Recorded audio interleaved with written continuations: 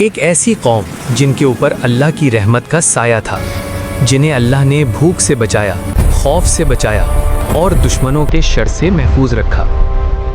हर मुश्किल में उन्हें अल्लाह की मदद का एहसास होता था। फिर अल्लाह ने उन्हें सिर्फ एक इम्तिहान दिया। इम्तिहान छोटा था मगर सब्र से भरा हुआ। उन्होंने कहा, हम अल्लाह के हुक्म को तोड़ेंगे नहीं, बस थोड़ा घुमा फिरा कर अपना फायदा निकाल लेंगे।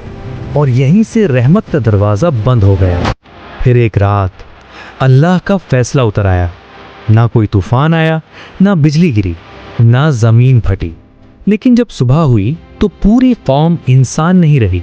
जो कल तक अल्लाह के करीब थी, आज वो बंदर बन चुकी थी। वाक़या है अस्हाबे सब्त का, और ये सिर्फ तारीख नहीं, आज का आईना है। हजरत मूसा अलैहिस्सलाम के बाद बनी इसराइल की एक बस्ती समंदर के किनारे रहती थी, एला के इलाके में। समंदर की ठंडी हवा, लहरों की हल्की आवाज और हर तरफ अल्लाह की नेमतें। ये लोग अल्लाह को जानते थे, उसके अहकाम से वाकिफ थे, लेकिन दिलों में एक पुरानी आदत जिंदा थी, वादा करके तोड़ देना। वो कहते, एक बार गलती हो जाए तो क्या फर्क पड़ता है, बाद में अल्लाह से माफी मांग लेंगे। जबान से इताअत और अमल में चालाकी। अल्लाह ने उनके हाल को देखकर उन पर एक ऐसा इम्तिहान रखा जो दिलों का राज खोल दे। अल्लाह ने फरमाया, हफ्ते के दिन यानी सब्त तुम पर शिकार हराम है। उस दिन अपनी तिजारत छोड़ दो, अपनी मशगूलियत छोड़ दो और सिर्फ मेरी इबादत करो। शहर में बात फैल गई। एक शख्स बोला, सिर्फ एक दिन की बात है, अल्लाह के लिए रुक जाएंगे। दूसरा हंसकर बोला, देखते हैं जब समंदर मछलियों से भर जाएगा तब भी रुक पाते हैं या नहीं। और फिर इम्तिहान ने अपनी शक्ल दिखा दी। जिस दिन शिकार मना था, उसी दिन समंदर उबलने लगा। ताजी मोटी मछलियां किनारे तक आ रही थीं, जैसे खुद कह रही हूं, हमें पकड़ लो। ये पहले कभी नहीं हुआ था। ये अल्लाह का इम्तिहान था।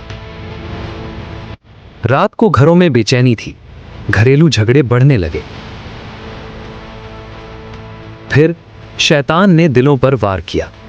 शैतान ने कहा, हुक्म सिर्फ एक दिन का रास्ता रोकता है, चालाकी दिखाओ और अल्लाह के हुक्म को घुमा फिराकर फायदा उठाओ।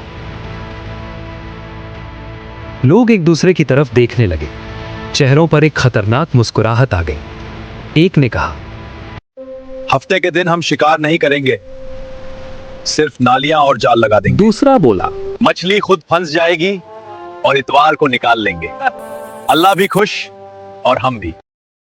शहर के बुजुर्गों ने रोका, ये वक्त तुम्हारी नीयत का है। जवानों ने हंसकर जवाब दिया, हमने हुक्म नहीं तोड़ा, सिर्फ अकल का इस्तेमाल किया है।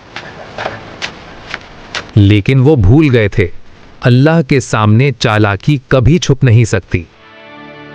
शहर 3 हिस्सों में बट गया। एक गुनहगार जो हीला साजी में लगे हुए थे। 2 नेक लोग जो चीख चीख कर मना कर रहे थे। 3 खामोश लोग जो ना रोक रहे थे ना साथ दे रहे थे, सिर्फ देख रहे। खामोश लोग कहते हैं, हम सिर्फ देख रहे हैं, अल्लाह का फैसला क्या होता है। फिर वो रात आई जब नसीहत का दरवाजा बंद हो गया। गलियां खामोश थीं, सिर्फ समंदर की लहरों की आवाज थी। गुनहगार पेट भरकर सो गए और फिर खामोशी में एक आवाज गूंजी, कूनू के रातन खासीन, जलील और रुस्वा बंदर बन जाओ। उंगलियां लंबी हो गईं।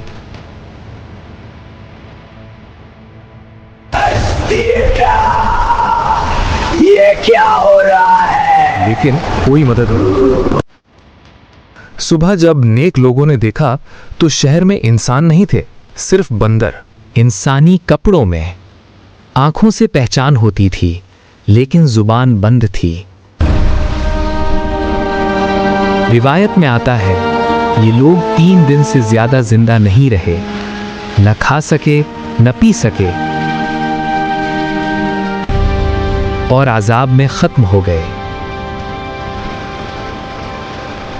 अस्हाबे सब्त का जुर्म मछली पकड़ना नहीं था, उनका जुर्म था अल्लाह के कानून के साथ चालाकी। आज हम कहते हैं सूद सिर्फ प्रॉफिट है, रिश्वत सिर्फ गिफ्ट है, झूठ सिर्फ मार्केटिंग है। याद रखें, अल्लाह लफ्ज़ों को नहीं, नीयत को देखता है।